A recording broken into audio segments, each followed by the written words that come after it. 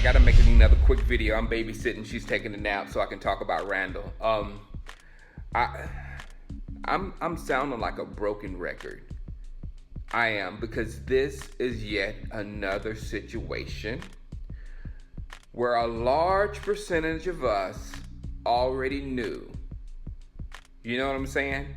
We knew what Randall was. So this is, again, I'm not shocked. Just like when you got, oh my God, Whedon's terrible.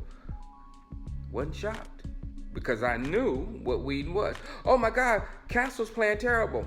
Not shocked, because he's not that great of a quarterback altogether, and then B, it's going to take him a while to learn the offense. That's just common sense. So he's not going to come in and light up the place. You know, it takes a while in the NFL. Winning in the NFL, it ain't easy. You know, the kick return situation, we all knew that was going to pose a problem, and it's still posing a problem. It's like so many things. There's been so many failures by the front office. Failures. And I know you people get on me for not being as much of a cheerleader as I should be, whatever. And this year, in every game, I've been looking for, every game without Romo, I've been looking for something. Figuring out, yeah, we can win if we do A, B, and C, blah, blah, blah. This morning, I get up and I go, okay, the Giants got to play this team, that team, this team. The Redskins got the Patriots, so they're going to lose. And then the Eagles, and we beat the Eagles, then we'll be right there. I'm figuring all this stuff out, and it makes legitimate sense. We're not out of it if you look at it from that perspective. But then it'll kind of be a miracle, because we're thinking, A, Romo's going to come back and it just be perfect. You know what I'm saying? The running game, McFadden doesn't get hurt, and he grinds throughout the rest of the season. Everything just clicks. But in reality, you know, it's going to take a minute for everything to come together. And it wasn't together at the beginning of the season, because if you are being honest with yourself, you know the Giants really put it on us that first game and were complete idiots in Giant fashion at the end and lost it for themselves. That's being real.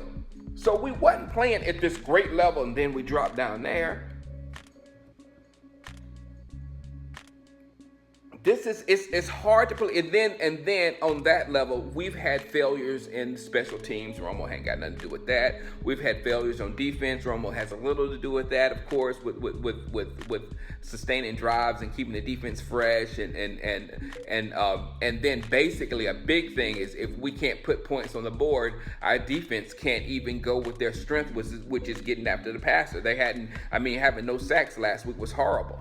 And now, with our running back situation, we're left with Darren McFadden, who is injury prone, and behind him we have a person who, there's red flags all over the place. There's red flags on Greg Hardy.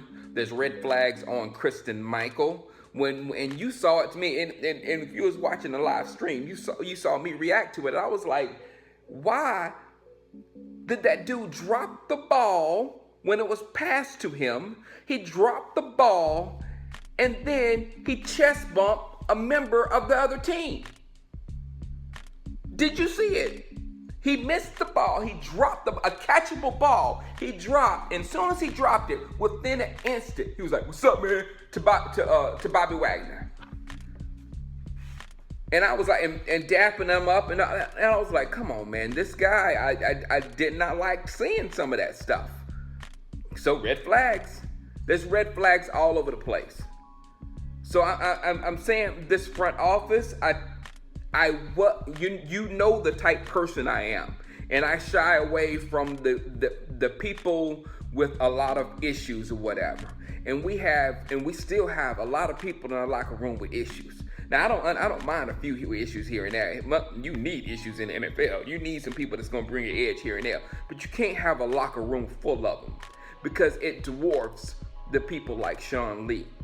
It dwarfs the people like Jason Witten. And right now, when we need the Sean Lees and Jason Wittens of the world and all that kind of stuff to ride their personality. I'm not saying anything about their play, because I know Sean's not playing as well as he should be right now.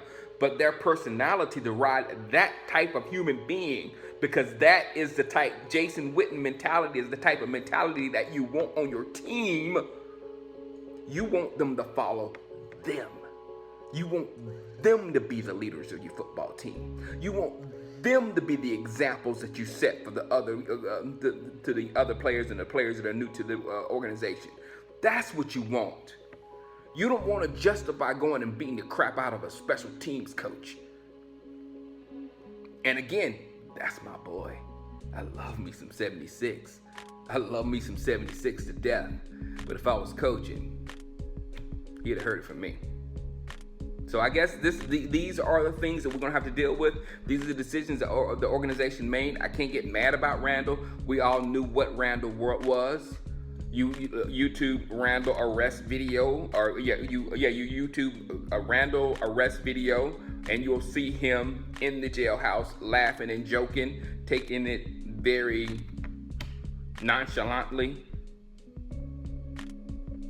So all right, I'm gonna pick myself back up again. I'm doing it every week, and I'm doing it because you always get on me for not being as much of a cheerleader. So I'm gonna pick myself up, and I'm gonna be ready for the Eagles, because all in all, if we do the things I was thinking this morning, it is very true. We still have a legitimate shot. If we beat the Eagles, we still have a legitimate shot. But we're dealing with so much. And we're basing everything on when Romo get back, magic is just gonna happen. It's a tough season, and the reason I'm been out of shape, because a lot of this rough season is the fault of the front office. It's not just bad luck. All right, holla at you.